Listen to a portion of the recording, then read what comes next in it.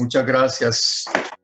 Le damos a Dios por este nuevo tiempo y esta nueva oportunidad.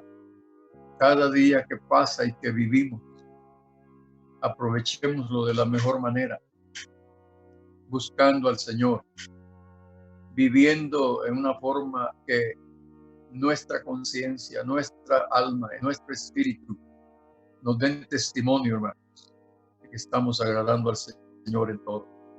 Si descubrimos que en alguna área no estamos agradando al Señor, porque el Espíritu Santo nos da testimonio de eso, lo mejor que podemos hacer es esforzarnos y rendirnos delante del Señor y seguir suplicando porque el Señor haga su obra en nosotros, ya sea a través de sus juicios, como lo estamos experimentando hoy, o también, como el apóstol Pablo dice, a través de su benignidad que nos guía al arrepentimiento.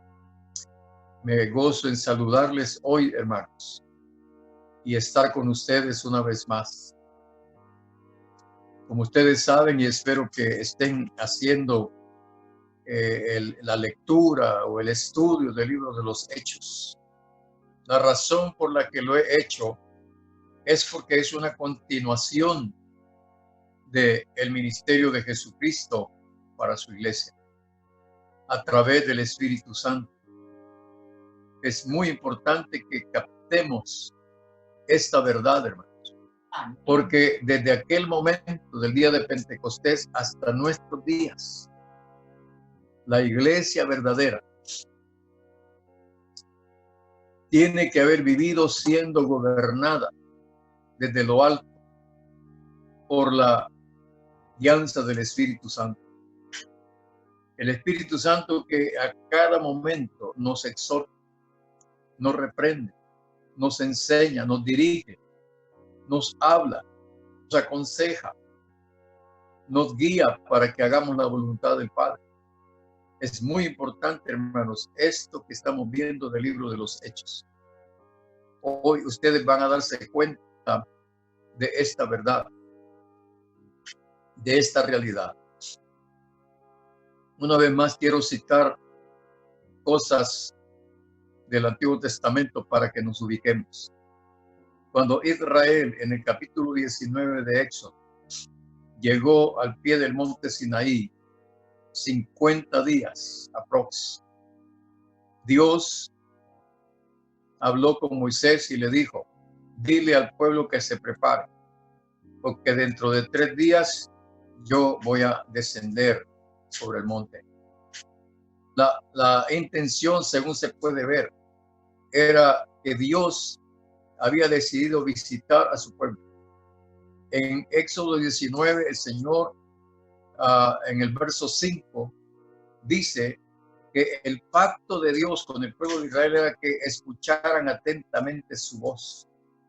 Que si ellos escuchaban atentamente su voz, ellos llegarían a ser su especial tesoro, que llegarían a ser una nación santa, que llegarían a ser, como Pedro también cita, un pueblo adquirido por Dios para anunciar las virtudes de aquel que nos llamó de las tinieblas a su luz admirable, según 1 de Pedro 2:9. Allí estaban naciendo, por decir así, bajo el gobierno de Dios, el pueblo de Israel. Dios estaba tomándolos ahí como su pueblo, basándose en la promesa dada a Abraham. Pero de ahí para adelante se esperaba que el pueblo de Israel estuviera gobernado por Dios, teniendo como intermediario a Moisés, quien era el encargado de enseñarle la ley al pueblo. El pueblo de Israel no iba a vivir desordenadamente. Por eso en el libro de Números hallamos, hermanos, cómo Dios ordenó al pueblo de Israel para que marchara por tribus, yendo a la cabeza el arca del pacto, llevada por los sacerdotes de Dios. Así marchaban ellos. Y desde aquel momento, desde Éxodo 19, ustedes ven el capítulo 20 de Éxodo, nos muestra lo que conocemos como los 10 mandamientos, pero en realidad no solo son 10 mandamientos, son más de 600 mandamientos, que porque no solamente están esos mandamientos principales, sino que hay muchas ordenanzas, muchos preceptos, muchas normas bajo las cuales el pueblo de Israel tenía que dirigir su vida diaria, en el culto hacia Dios, en el respeto y el amor hacia el prójimo. Era la base, era el fundamento de la ley de Dios. Por eso Pablo dice que el cumplimiento a la ley es el amor al prójimo. Jesús mismo sostuvo diciendo que el principal mandamiento es amar a Dios y amar al prójimo. Ahí se resume toda la ley. En Mateo 7:12 dice que todas las cosas que querramos que los hombres hagan con nosotros, así hagamos nosotros con ellos. Esto es la ley, dice, y los profetas. Era así como debía gobernarse Israel. Lamentablemente ellos transgredieron la ley vez tras vez, tras vez, tras vez. Es increíble como hoy, allá nació, por decirlo así, el pueblo de Israel, pero aquí en Hechos 2, con la visitación del Espíritu Santo, están haciendo, por decir así, la iglesia, el cuerpo de Cristo. La cabeza de ese cuerpo ya estaba allá en el trono de Dios, pero el cuerpo estaba en desarrollo y todavía está en desarrollo. Pero para que se desarrolle y llegue a alcanzar, hermanos, la condición del carácter y la naturaleza del Cordero, debe cada miembro de este cuerpo sujetarse a las normas, a los preceptos, a los mandamientos, a las leyes dictadas por la boca de Dios y que han nacido en su corazón, para que su pueblo no solamente mantenga una relación íntima con el Señor a través del Espíritu Santo, sino que también nosotros tengamos una relación correcta, una relación de amor con cada miembro del cuerpo de Cristo. Cada acto nuestro, ya sea hacia Dios o hacia el prójimo, debería estar basada en lo que Dios le dio como mandamientos al pueblo de Israel y lo que Jesucristo en Mateo 5 enseñó acerca de cómo debía ser la vida, no solo de Israel, sino también de la iglesia. Amén. Nosotros no podemos ser una iglesia, no podemos ser creyentes que vivimos haciendo nuestra propia ley, viviendo según nuestro antojo, viviendo según nuestro capricho, según nuestro querer, nuestro parecer. Así llegó a vivir el pueblo de Israel en el tiempo de los jueces. Cada quien hacía lo que quería, lo que mejor le parecía, lo que más le convenía. Ignoraron la ley de Dios y por eso vivieron fracasando vez tras vez tras vez. Y Dios en su misericordia los volvía a recoger y volvía a darles gobernantes, jueces, para que, hermanos, gobernaran al pueblo de Israel aplicando las normas y las leyes que les había dado. Así llegamos hasta el tiempo de Jesucristo. Ya para el tiempo de Jesucristo había una distorsión terrible de lo que tenía que ver con la ley o la Torá. Los supuestamente doctores de la ley, los fariseos, saduceos, etcétera, se habían ocupado de darle una interpretación a la ley totalmente contraria al espíritu de la ley que Dios les dio en ese tiempo. Por eso Jesucristo aparece diciendo en Mateo 5:17, no penséis que he venido para abrogar la ley, sino para cumplirla. Amén. Una paráfrasis de ese verso sería: no piensen que he venido para abolir o para hacer inválida la ley. He venido para demostrarles que así como yo puedo agradar al Padre obedeciendo y guardando su ley, también ustedes pueden hacerlo si siguen mi ejemplo. Si siguen mi enseñanza, si siguen mi consejo.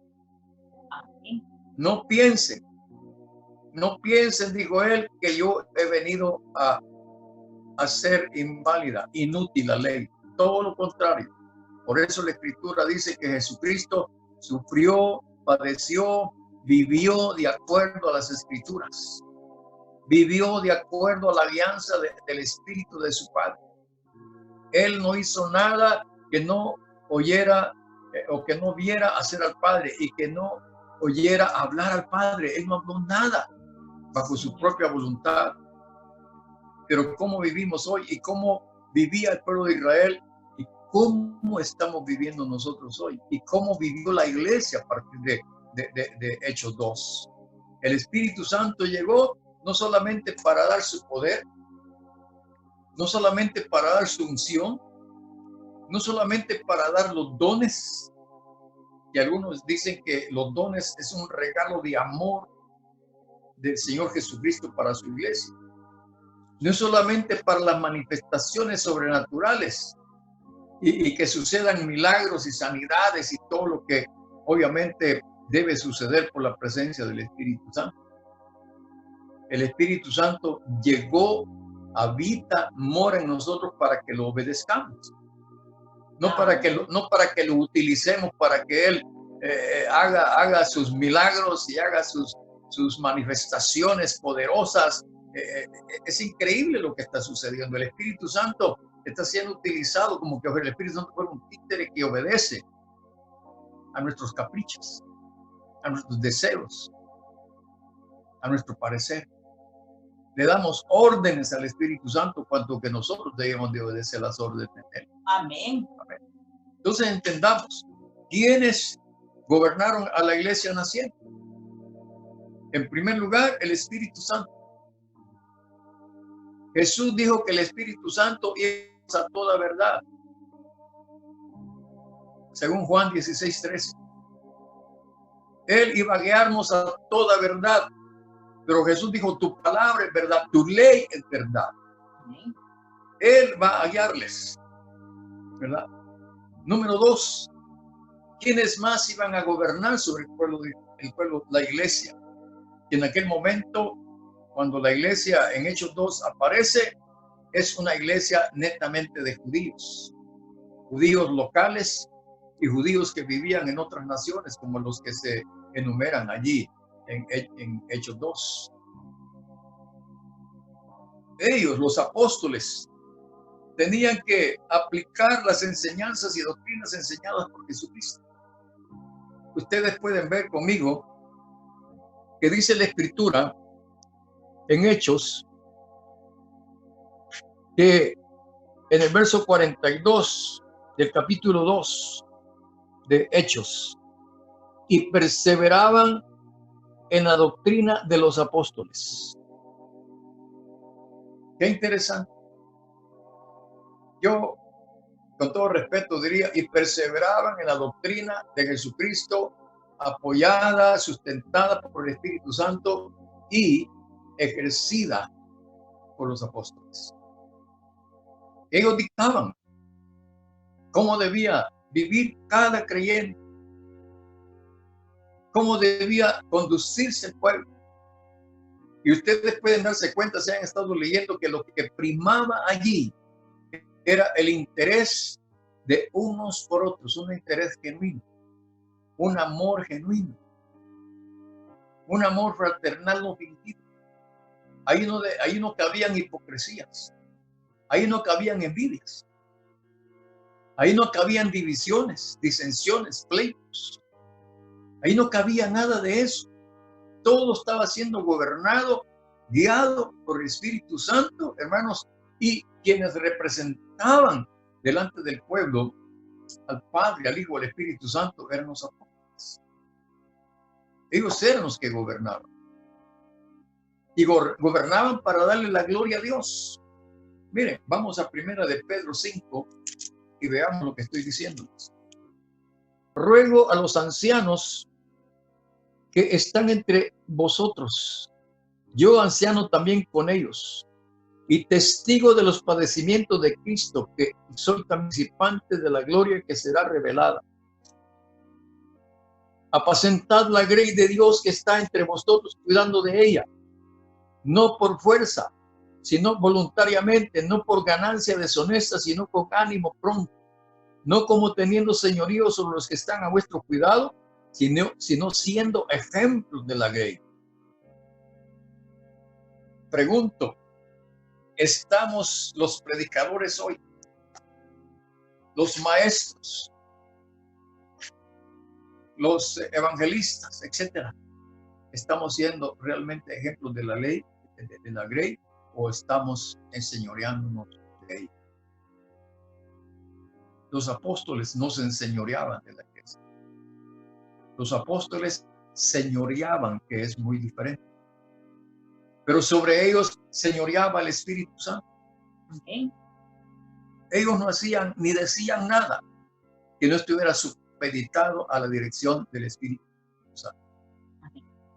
Cuando ellos se reunían para orar, para buscar el rostro de Dios, era para recibir consejo, para recibir dirección, para recibir enseñanza, a fin de que ellos pudieran ser gobernantes que realmente gobernaran al pueblo con justicia, con equidad. Ahora, ¿qué está gobernándonos a nosotros? Si la iglesia comenzó a vivir siendo gobernada por el Espíritu Santo, en la actualidad debería ser lo mismo. No debería de haber cambiado para nada.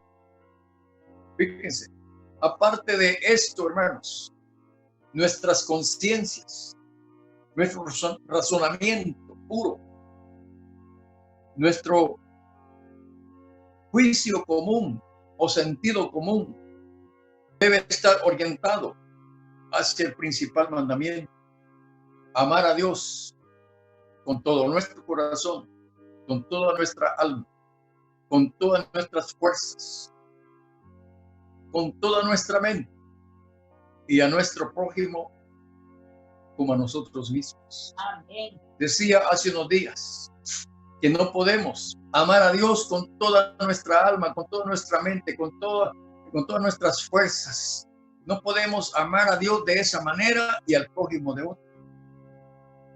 Al prójimo igualmente tenemos que amarlo con todo el corazón, con todo el alma, con nuestra mente, con nuestras fuerzas.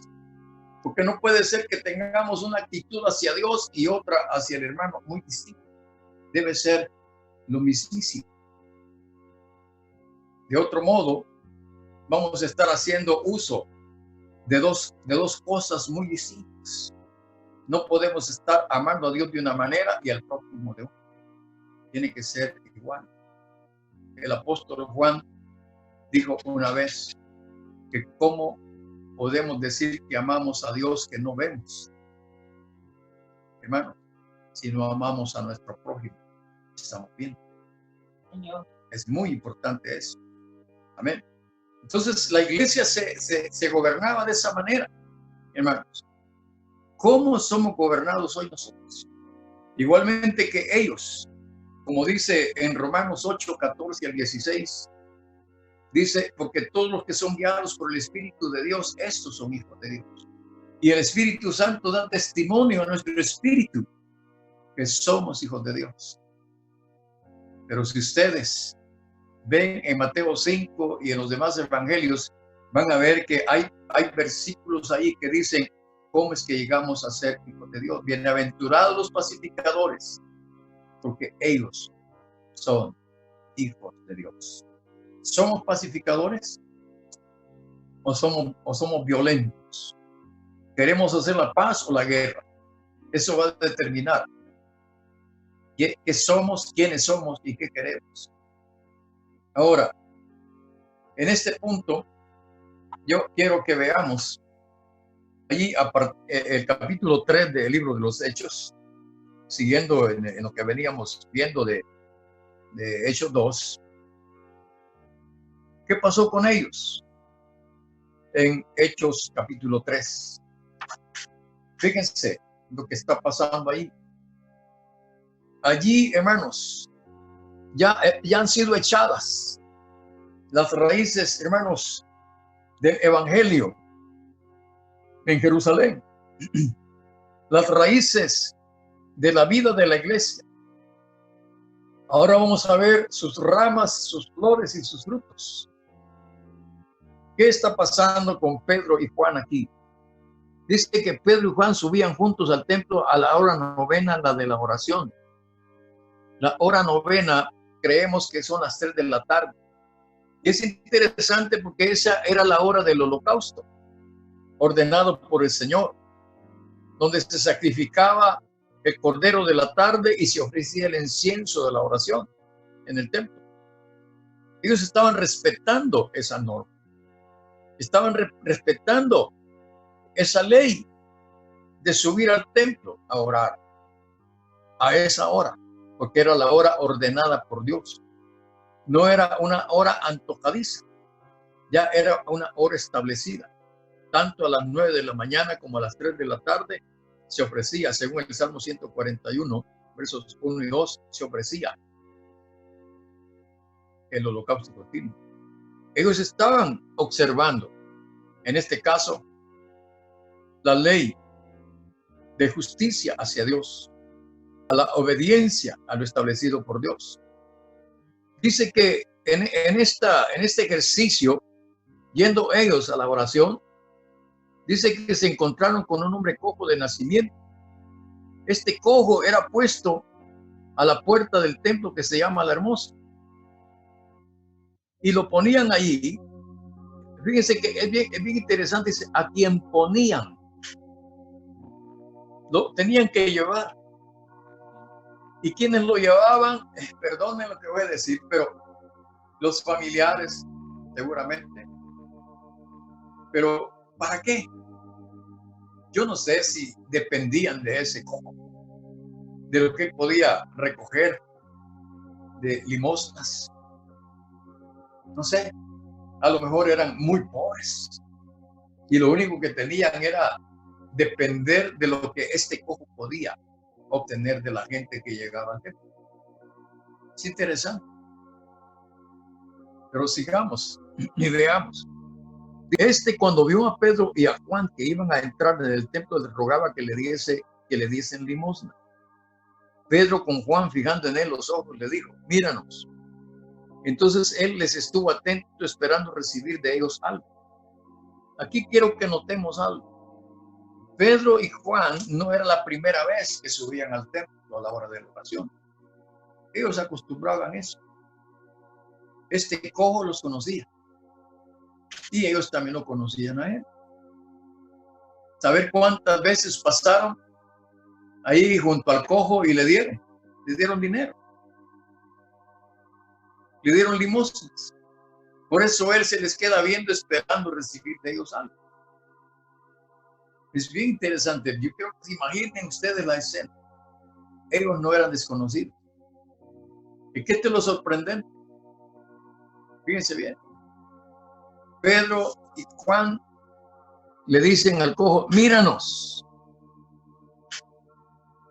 Somos los mismos de siempre, pero hoy no te vamos a dar una limosna.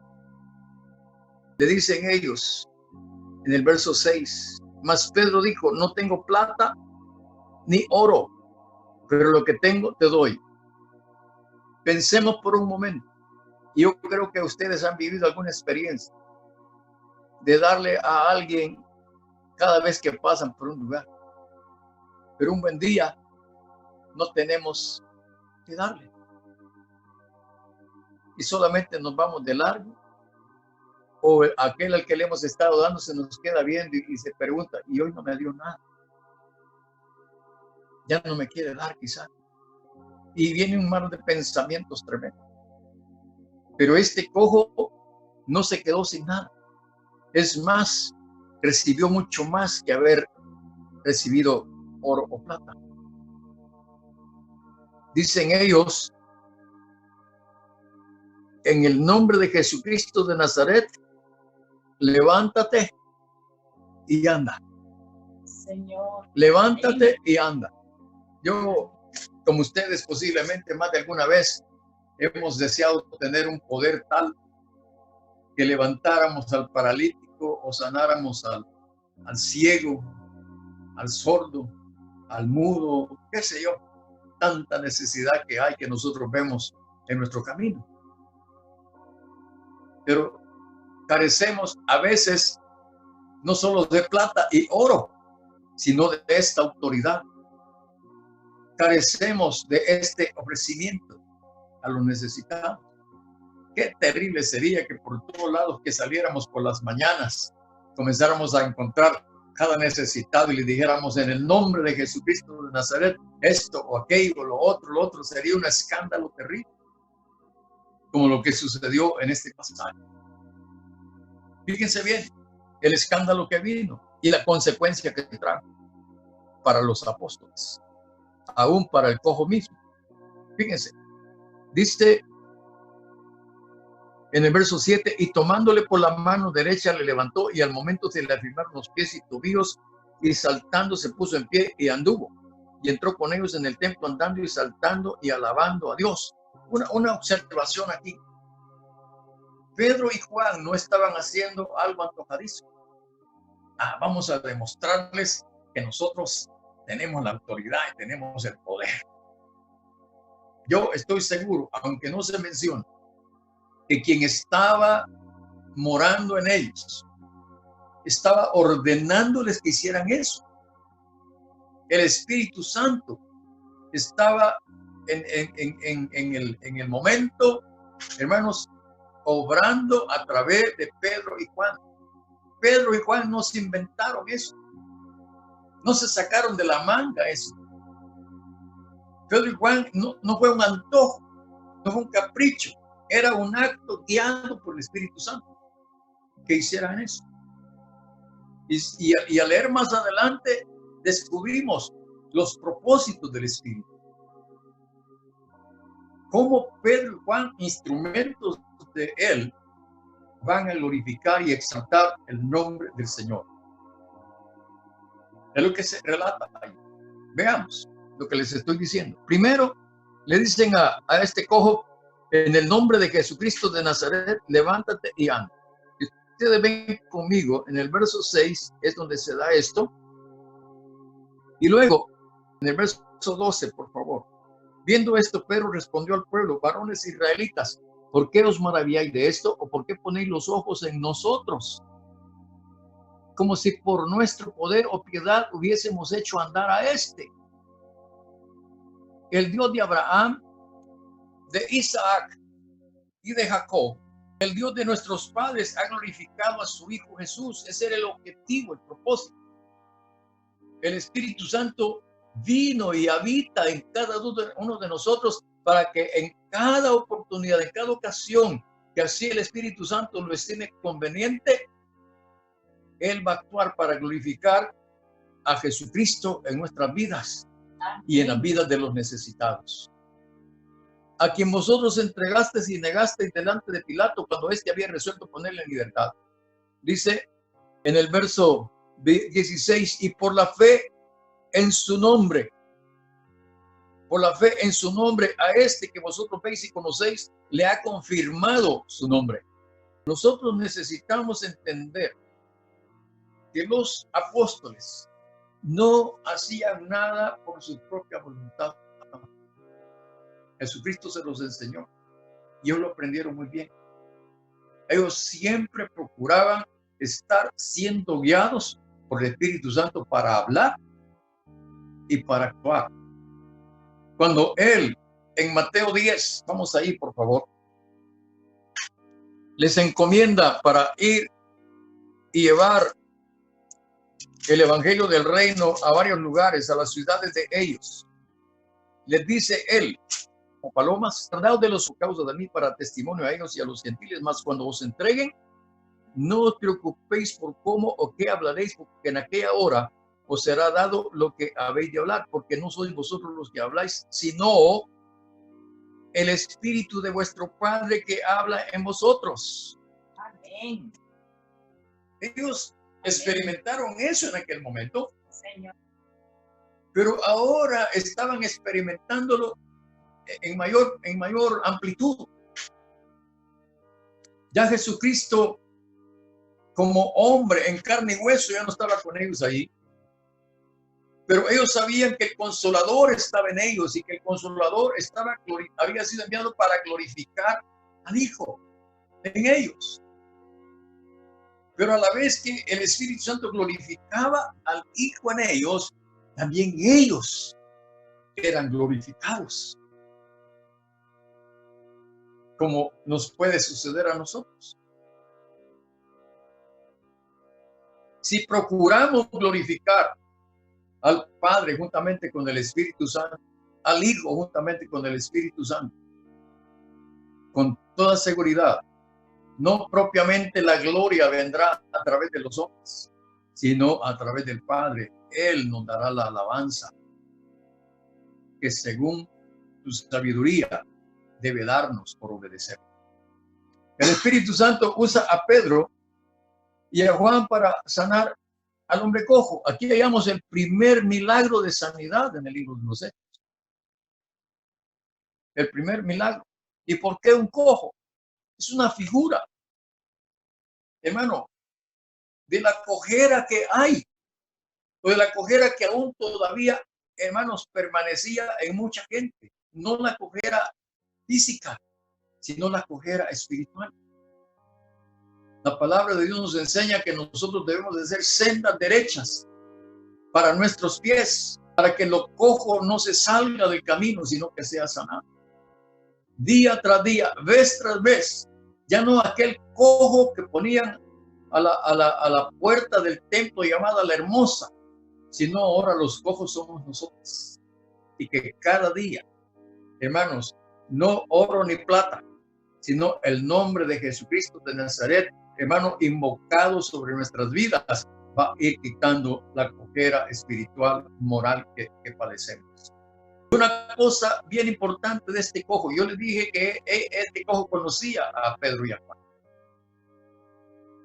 Se les queda viendo, esperando recibir de ellos algo. Hermanos, ¿de quién recibimos palabra? ¿De quién recibimos predicación? ¿De quién recibimos enseñanza? Bueno es que cuando nos acerquemos a los maestros, a los pastores, etcétera, no vayamos como mucha gente posiblemente lo hace. Yo no sé si mucha gente realmente hace esto de buscar a un pastor solo para esperar bendición material.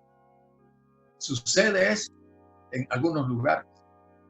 Pero acerquémonos a los pastores, acerquémonos a los que en verdad, a los que son honestos en enseñar la palabra de Dios, acerquémonos para ser sanados de nuestra cojera espiritual.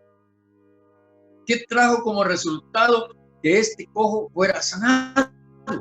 Dice aquí la escritura de los Hechos, dice en el verso 8, y saltando se puso en pie y anduvo y entró con ellos en el templo, dice, andando y saltando y alabando a Dios. ¿Cuánto había deseado este cojo entrar al templo? No sé, pero posiblemente tenía prohibido entrar al templo. Pero ahora que ya caminaba, todo aquel anhelo, aquel deseo de entrar al templo a alabar, a adorar a Dios, se le cumple. Y entra al templo en esas condiciones. ¿Cómo entramos nosotros a la presencia de Dios? Saltando, alabando. Así debe de ser, ¿no? Porque debemos de estar dejando de ser cojos. Señor. Amén. Amén. La cojera le impedía a este hombre hacer eso. Como la cojera nos impide hoy a nosotros alabar, glorificar, exaltar con libertad el nombre del Señor. Mucha gente, hermanos, está oprimida, está perturbada, confundida. Algunos preguntan si de este modo o de aquel o de cuál modo es que tenemos que alabar y adorar al Señor. Estamos así porque somos pocos. El día que dejemos de ser pocos, no tendremos impedimentos para alabar y adorar al Señor en espíritu y en verdad. Amén. No tendremos impedimentos. Hoy nuestro mismo nos presiona, nuestra misma maldad nos obstaculiza, nuestros mismos prejuicios nos afectan para entrar saltando y vivir alabando, vivir, hermanos, andando delante del Señor. Dice el verso 9, y todo el pueblo le vio andar y alabar a Dios. Y todo el pueblo le vio andar y alabar a Dios. A lo mejor era un cojo que no manifestaba esto, por eso estaban sorprendidos. Si ustedes ven el verso que sigue, el verso 10, y le reconocían que era el que se sentaba a pedir limosna a la puerta del templo de Hermosa, y se llenaron de asombro y espanto por lo que le había sucedido. Ay, hermanos, que nosotros pudiéramos cambiar un poco nuestro estado, y que aquellos que nos hemos visto apagados, aquellos que por mucho que hacemos por ocultar, hermanos, se puede evidenciar que algo no anda bien en nuestras vidas. Cuando vamos al templo, cuando saludamos a los hermanos, cuando adoramos al Señor, cuando cantamos al Señor, cuando alabamos al Señor. Hermano, es interesante observar a una congregación cuando estamos en el tiempo de alabanza, de adoración. Es interesante hacerlo. Uno puede descubrir en alguna medida cómo está la vida de los hermanos que están reunidos. Uno puede verlo, puede sentirlo, puede discernirlo, puede advertirlo. Pero ahora este cojo dice que le reconocían que era el que se sentaba a pedir limosna a la puerta del templo de Hermosa. Hermanos, muchos de nosotros eso es lo que estamos haciendo. Acercarnos al templo a pedir limosnas. Cuanto que el Señor tiene mucho más que una limosna que darnos.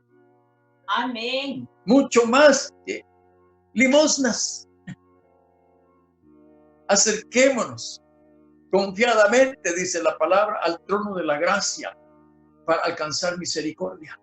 ¿Qué será más importante y más grande y más glorioso? ¿Recibir unas monedas o recibir misericordia?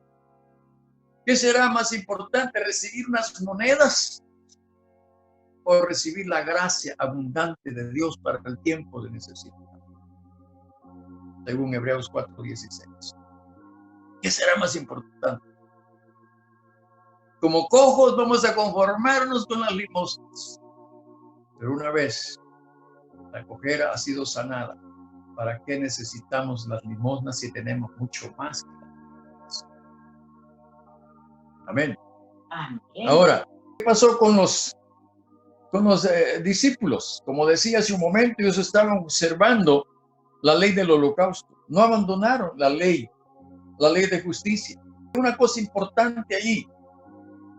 Y veamos cómo Dios gobierna todas las cosas.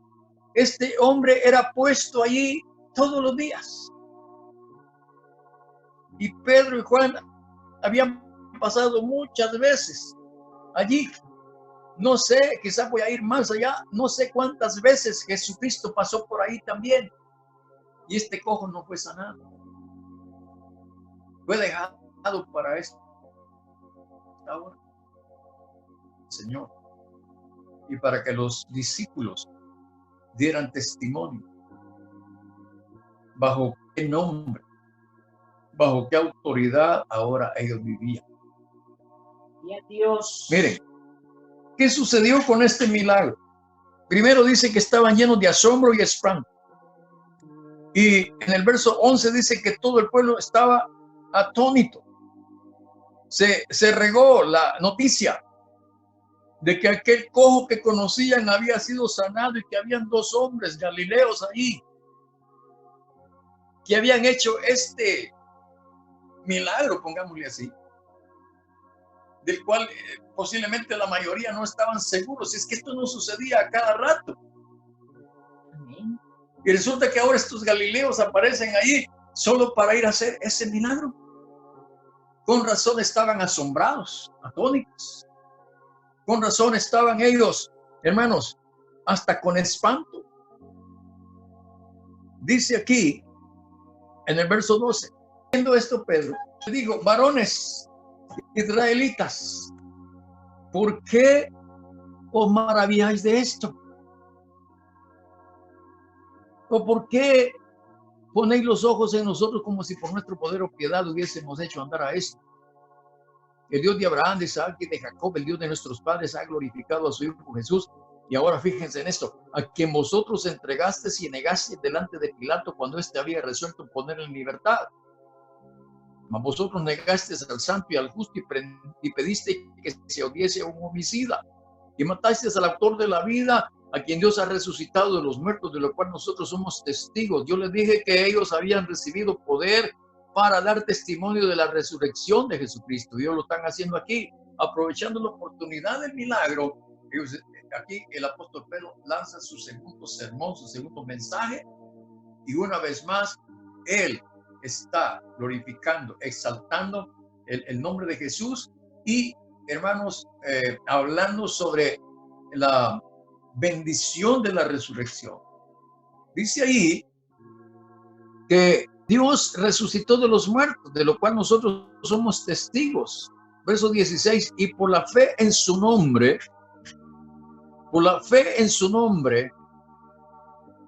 mucha gente tiene fe en la fe. Tiene fe en sí mismos, y no es malo tener fe en sí mismos de alguna manera.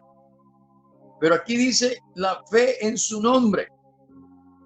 ¿Qué importancia tiene el nombre? El nombre revela autoridad.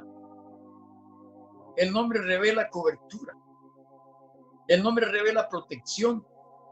El nombre revela provisión. El nombre revela misericordia, revela gracia, etcétera, etcétera, etcétera. El nombre revela la gloria de Dios. Dice, a este que vosotros veis y conocéis, a este cojo que vosotros veis y conocéis, le ha confirmado su nombre, y la fe que es por él ha dado a esta completa sanidad en presencia de todos vosotros. Y la fe que es por Jesucristo ha dado a esta completa sanidad en presencia de todos vosotros.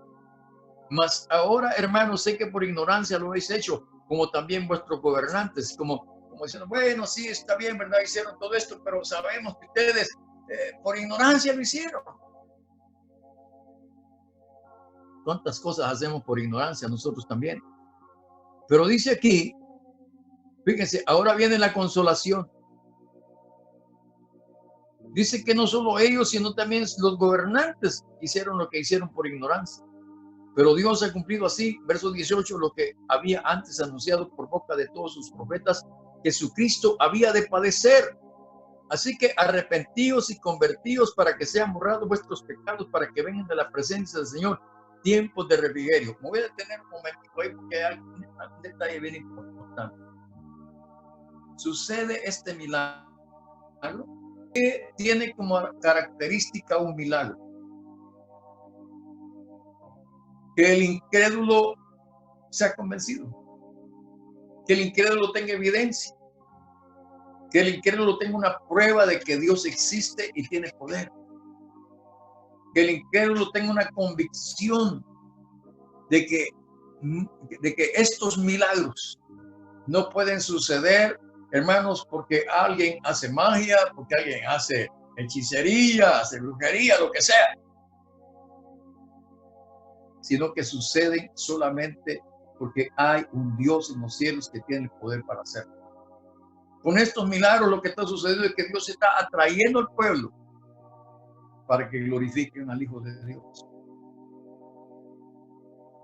Hermanos, yo sé que solo por el milagro la gente no va realmente a cambiar.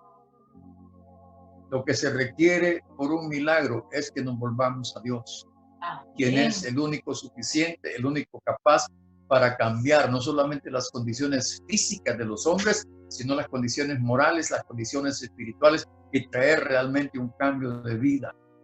Amén. Un cambio de vida, una transformación desde adentro hacia afuera y de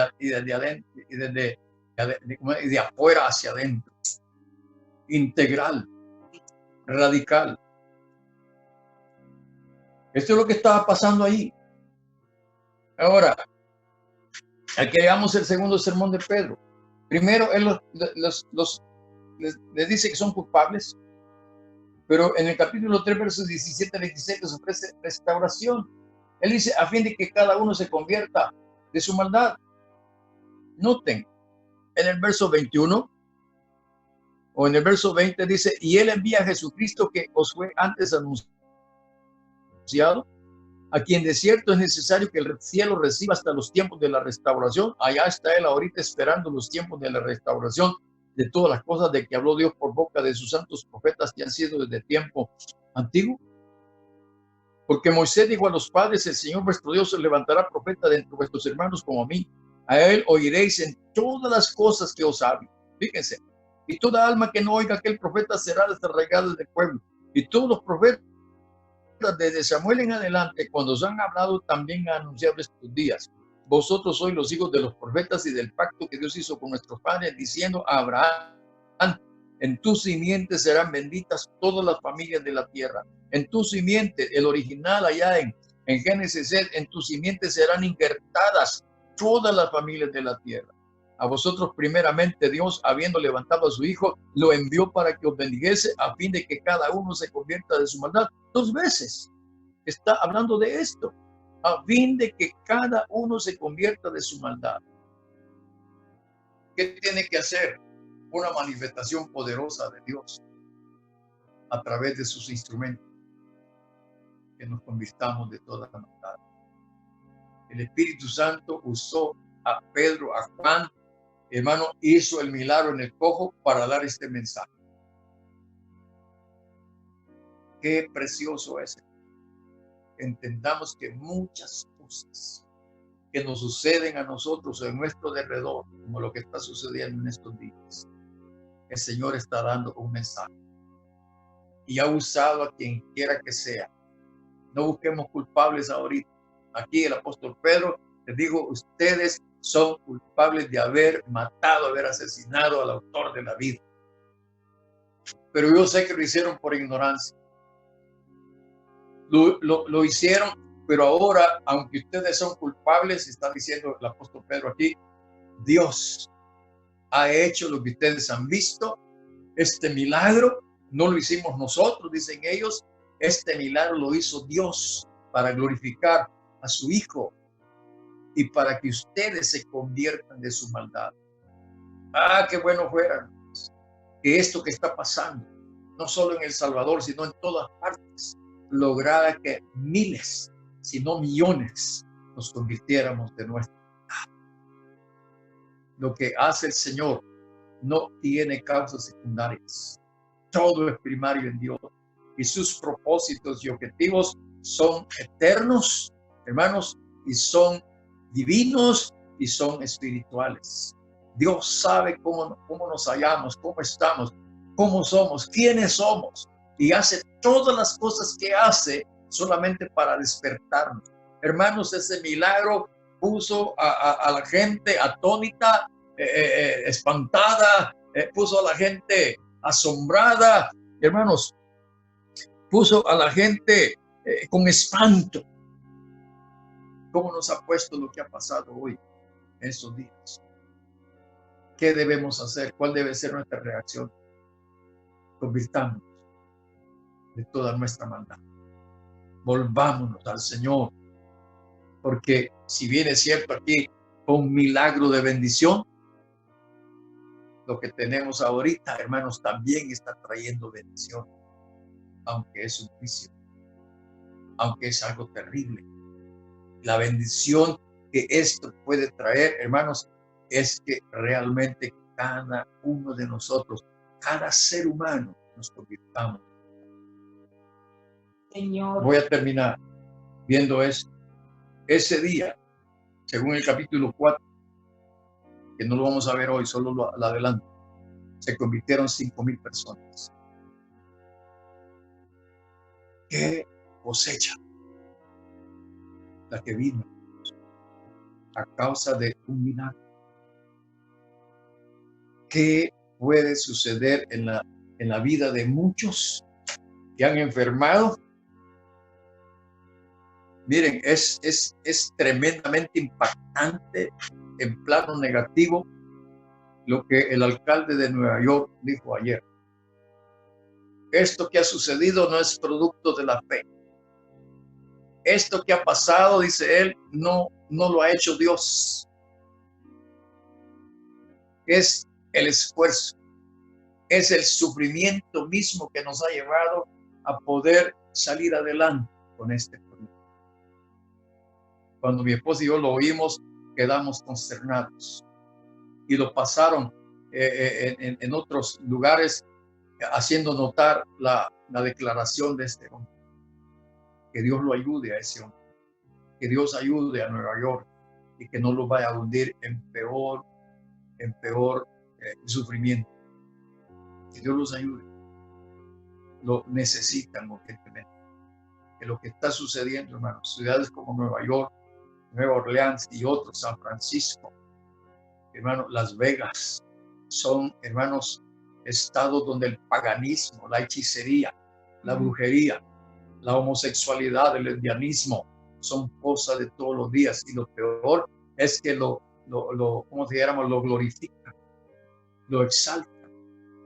Dios quiere que esa nación, Dios quiere que nosotros también nos convirtamos de nuestra maldad. Oremos. Señor, te damos gracias por hablarnos a tiempo y fuera de tiempo. Señor, gracias porque estás enviando estas manifestaciones de tus juicios, pero que traen propósitos grandes, buenos, saludables. Señor, que no sigamos teniendo dura cerviz, que no sigamos siendo soberbios, porque cada cosa que viene y sucede a nuestras vidas tiene ese propósito, que nosotros nos arrepintamos y que nos convirtamos de nuestra maldad, que nos volvamos a ti, Señor, porque de ti recibimos todo don perfecto y toda buena dádiva. De ti, Padre de las luces, desciende día tras día, porque tú eres, Señor, eres paciente para con los ignorantes y los extraviados. Señor, tú eres compasivo con el perverso, con el malvado, con el pecador, Señor, y le das oportunidades. Señor, puedes hacer cualquier cosa para llamarnos la atención y que nos volvamos a ti de todo nuestro corazón. Gracias te damos, Señor, por todos y cada uno de nosotros que hemos, Señor, por la gracia del Espíritu Santo, Señor, respondido a tu llamado. Señor, que podamos seguir nuestra vida, nuestro camino, permitiendo el señorío de Cristo entronizado en nuestros corazones para que nos guíe por tu Espíritu a toda justicia y a toda verdad. Te damos gracias esta noche y te rogamos por todas las naciones. Te rogamos por el mundo, Señor. Te rogamos por la iglesia. Te rogamos por los pastores.